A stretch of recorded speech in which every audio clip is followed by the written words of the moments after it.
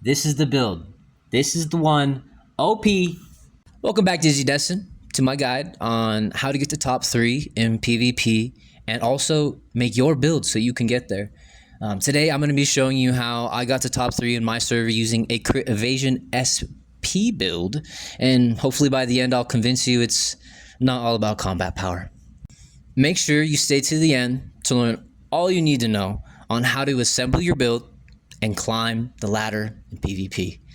Now, let's get on with the build. So I have a crit evasion stack on the SP recovery battle style. Any battle style is viable, just depends on how you build around it. The crit evasion is a build which works really well just by itself in both PvP and PvE. Now, after you've chosen your battle style, you're going to need then choose your damage types. I do want to note that crit stacks with normal attacks, normal being 3 types. There are normal, combo, and counter attacks. And skill crit, that goes with skill damage. And all are viable damage types to play with and experiment with. So I want to see different stuff out there. Anyway, as you can see here, my stat crit is huge. And when it is huge, it shreds. And when you have evasion up to his, like check it out, huge percent, right? You always are... almost always, maybe it's 50-50 because it's 50%, right? You escape death. And then, so for me, a lot of people go with HP recov. I end up just going with stun. So I could nullify opponents in ladder and also the bosses. And when you end up seeing where all the stats come from, you'll see exactly why you too will end up having more than enough space to branch out with your build.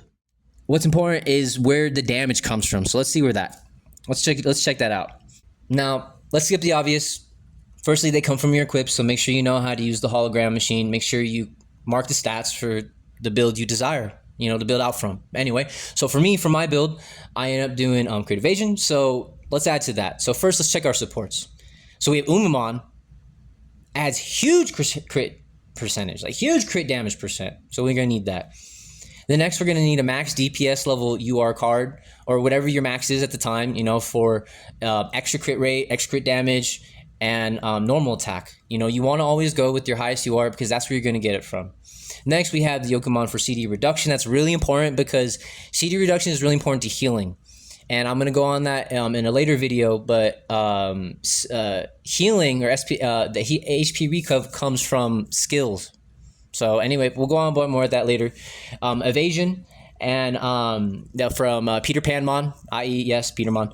And then I chose Merriman for DPS. It wasn't exactly for my build, but it was because of the level. So once again, going with the rule I said before, for the crit build, anyway, you're going to want to go with your highest level you are, just because that's where you're going to get most of your DPS from, right?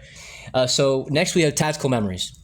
So I know that, yes, you're going to get a lot of base stats from 1, 2, and 3. I advise you to boost those, but today we're going to focus on 4, 5, and 6, and that's where we're going to get most of our stats for this stack. All right, so let's check slot 4, normal damage. That is what it's going to turn into crit, so we need that, right? There's different types of damage slots you can go here that can get crit, so try those. You're gonna so slot 6, huge. Look at that crit damage, massive. Anyway.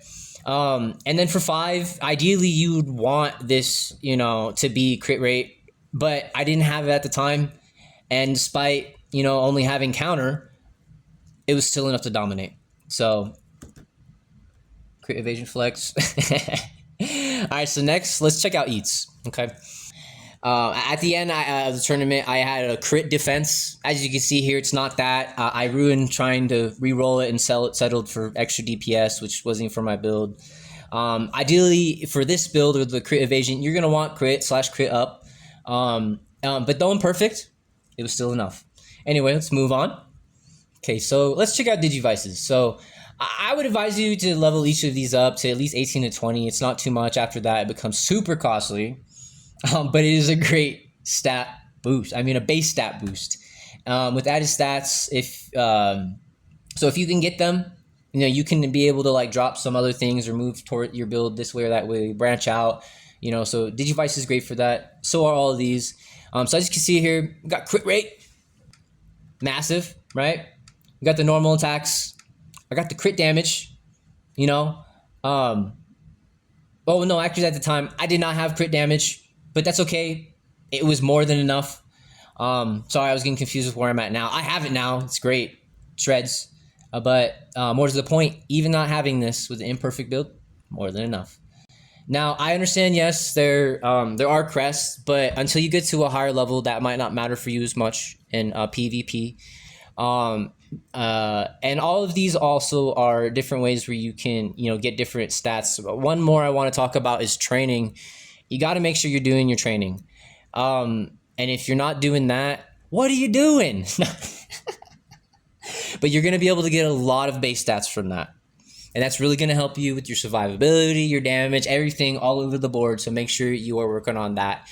What's up, Digi-Destined? We made it to top 3 again at the time of making this video. More on that build at the end of the video. But more importantly, they just dropped the overdrive system, which is a whole nother way which you're going to be able to boost your base stats, but also branch out with the stats you desire for your build. Now, back to the video. All right. And so now that we know all the ways that we can build out our stats, let's use my build as an example to help you think of how you might choose your cards for your build. So the card sets, that's the big question, so let's get down to it. So, firstly, you're going to want the shred, the defense down, because anything that goes after that in that time frame, shred. Helps with the build and those normal attacks and whatever types of normal attacks you might have. Accelerator, and that's gonna boost our attack speed and maybe also more chances to stun. At least I believe. Check me, testers out there. Ring, that's gonna add to our attack, so that's gonna help everything out, whether normal, skill, all that. We love those. And of course, you're gonna need the secret ninja technique. You're gonna need these ninja scrolls. Can't touch this if you got them. Need those. And then these last slot, I think this is open to question. This is the part I'm really okay, what is it? I think Trinity is the one, especially if you have skill crit. I think it is the one for me. I think it just cleans the board. I think if you have skill crit, I think it just cleans them. It honestly does. There's no way the HP recover anything can get around it if you're constantly just hitting crits on that build anyway. All right. So now that we have an idea how we can build our cards around our build, I hope you're starting to now think about how you can start to build around that. But what might help you is thinking about the last thing that is going to help you climb ladder, and that is choosing your build path. All right, so let's talk about the different builds. So I'll first note rank 1 and rank 2, Trusty and Kazu both have crit evasion and are super stacked. Second, I'd like to highlight the stun evasion build, which got me to top 3 again. Now, this build is great because just like with the evasion, you were able to not get touched, but then also you can prevent them from being able to heal, move, attack. Check me if I'm wrong on that. Testers out there, please, thank you. But it cooks.